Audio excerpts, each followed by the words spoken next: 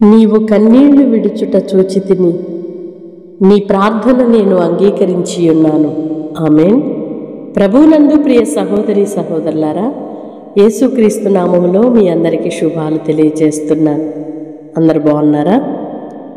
దేవుని మహాకృప వలన మీరందరూ బాగున్నారని, బాగుండాలి అని మానక మీ కొరకు ప్రార్థన చేస్తున్నానని చెప్పుటలో సంతోషిస్తున్నాను.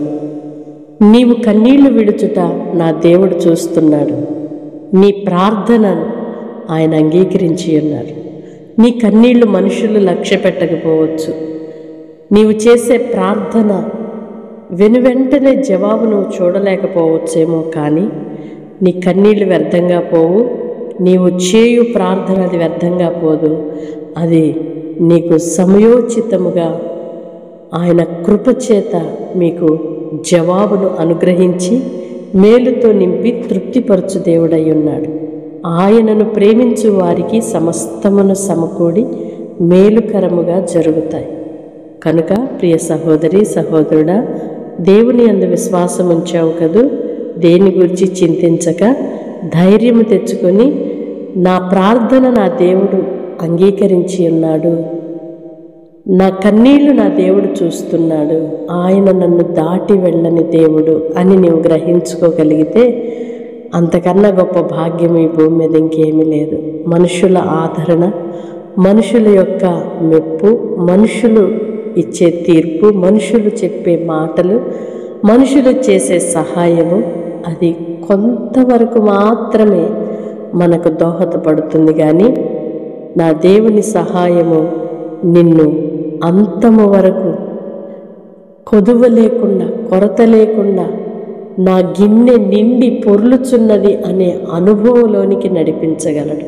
కనుక దేవుని సన్నిధిలో నీవు చేస్తున్న ప్రార్థన ఆయన నీకు దయచేయువాడై ఉన్నాడు. ప్రార్థన చేయి, నీ దేవుని సన్నిధిలో కన్నీరు విడుగు, ఆయన యందు నమ్మకంగా బ్రతుకు, యథార్థముగా ప్రార్థన చేయి, నమ్మకముతో నువ్వు కొనసాగు.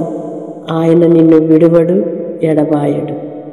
అట్టి కృపలో ప్రభు మనలందరినీ నడిపించునుగాక. ఆమేన్.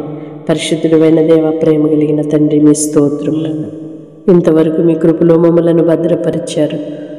నీ కన్నీటిని చూచి తినని, నీ ప్రార్థన నేను అంగీకరించి ఉన్నానని సెలవిచ్చారు. అవునయ్యా, మా ప్రార్థన ఆలకించువాడా, మా కన్నీళ్లు చూచువాడా, తుడుచువాడా, మీకు స్తోత్రమయ్యా.